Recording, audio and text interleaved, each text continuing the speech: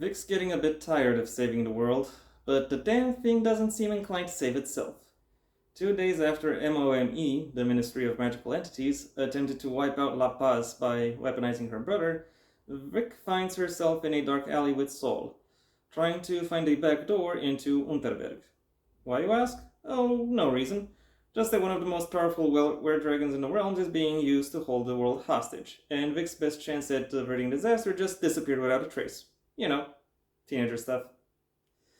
Hello everyone, and welcome once again to the Heir's Lair. I'm your host, Jonathan Taylor. Today's video, as you might have been able to guess from some context clues, is going to be a continuation of my look into the Victoria Marmot book series written by Virginia McLean.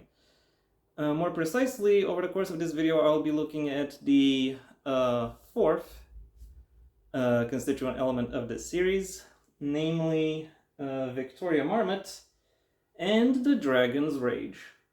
Yes, I know that is not a dragon on the cover.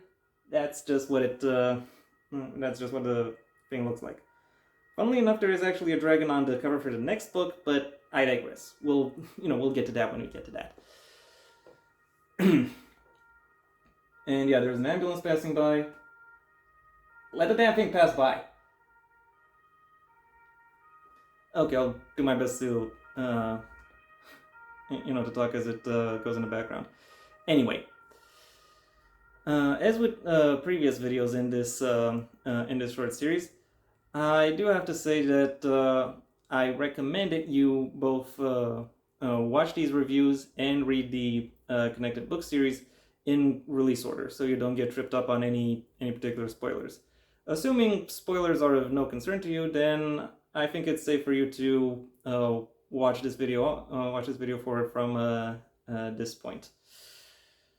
The TLEW for this review is this book kind of comes across as a letdown, especially when compared to the previous book. Almost as though the previous book was a little too libertine with its narrative and its reveals and its developments, and now this book has to tone down its pacing and its plotting in order to bring the narrative to the desired or initial conclusion. That is not to say that things don't happen or that reveals aren't made over the course of this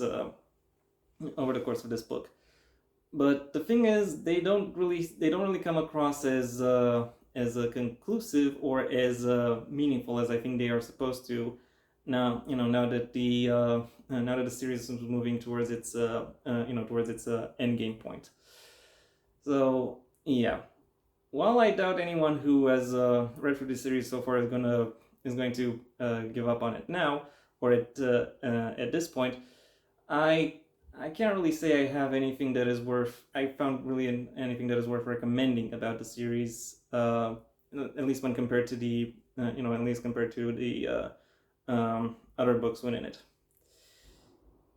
I seem to have okay.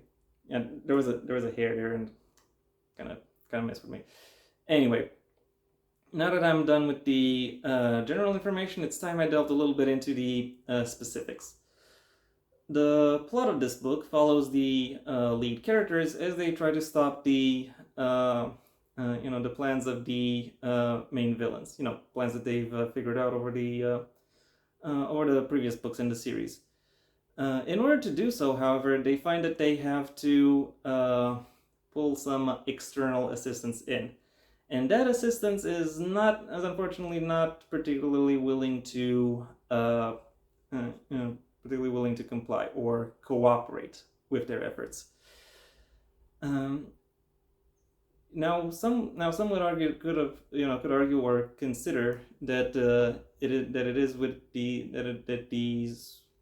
complication from the external assistance is really what slows the narrative of this book down.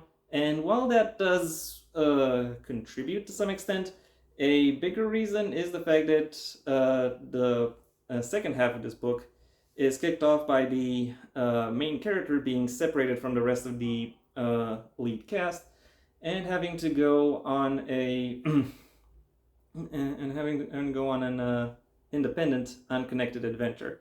And the key word there really is unconnected, because because while she is because the narrative she goes on within the second half of this book really has little connection to the larger narrative of the series going forward. It's mainly only there to the main the main takeaways I get from this from the latter half of this book is that the party of the lead characters has changed somewhat, and there is some interesting banter throughout there, but otherwise it comes across as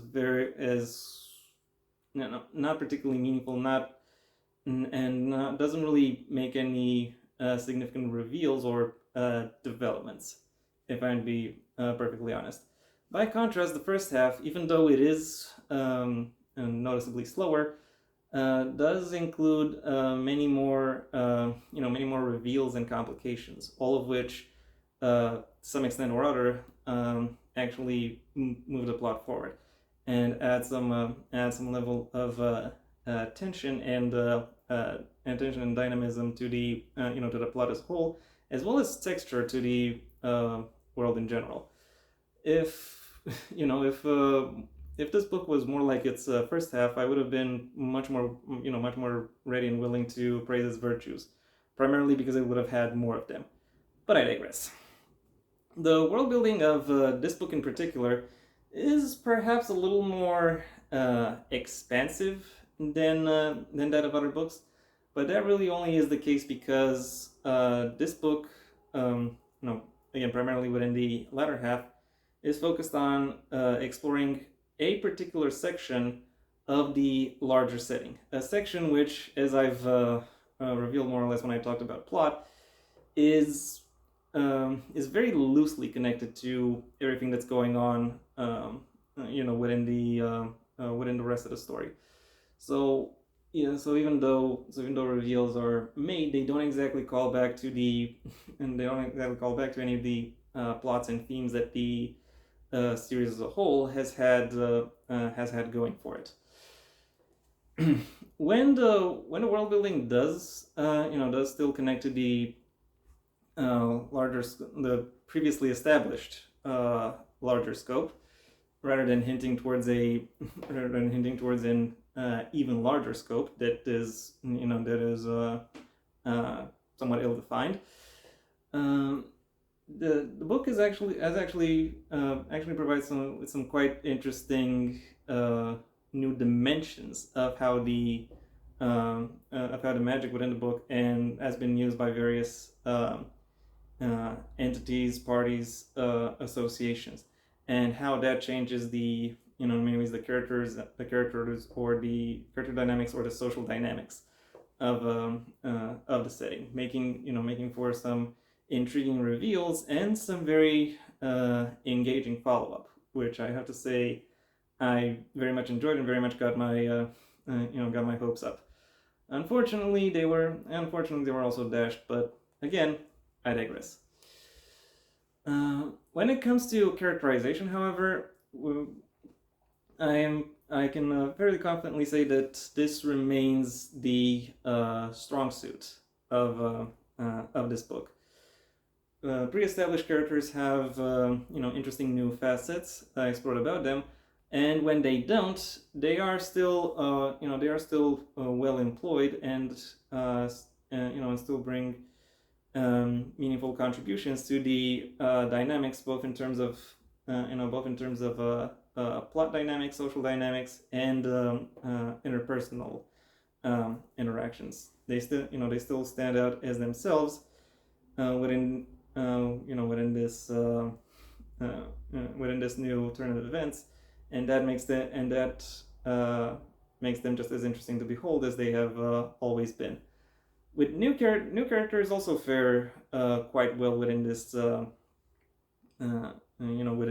segment, given that they are given the solid explanations that are given on their physical features, their mental makeups, their their worlds within the setting, and various other associations or interpersonal connections they have, all of which allowed them to stand out, become memorable, and all of these contribute quite effectively in order to bring every character towards the conclusion of the story. I would have liked this conclusion to focus, or this journey towards the conclusion to have focused perhaps a little bit more on the character drama, and maybe build the maybe build or reveal the I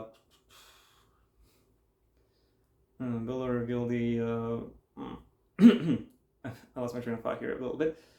Build up the main villainous organization somewhat more, because as it stands, it's still kind of simplistically monolithic, which is kind of what I was hoping would not happen at the when I was doing my review on the third book.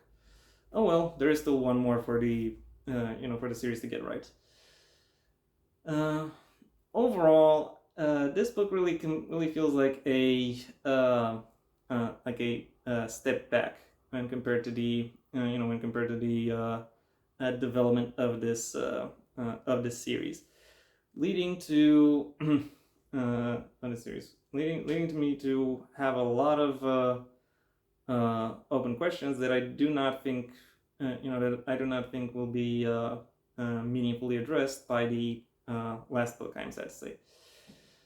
But still, I'm still tempted to read through it, but I am perhaps not as enthusiastic as I have been when I finished book 3. Anyway, my final rating for Victoria Marmot and the Dragon's Rage is a 3 out of 5.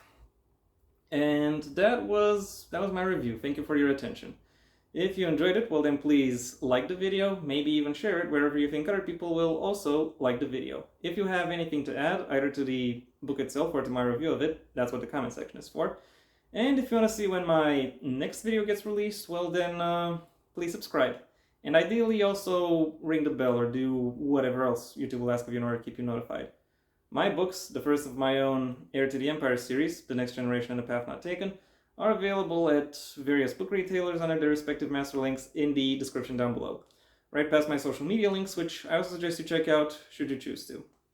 Additionally, you have the option of supporting me on Patreon, where depending on the level at which you pledge, you will receive various perks, the specifics of which will allow you to discover for yourselves. I also have a second channel where you can hear me talk about whatever crosses my mind that isn't connected to books or literature. So if that interests you, you can also go and check that out. If you want to hear more about my thoughts on books or literature, then you can stay on this channel and go through my extensive backlog of book reviews, writing advice, and lore videos. If none of those interest you, then you can go ahead and do whatever you want with the rest of your day, because, it is your day after all. And yeah, that was all I had to say. So, until next time, I am Jonathan Taylor, and this has been the Heir's Lair.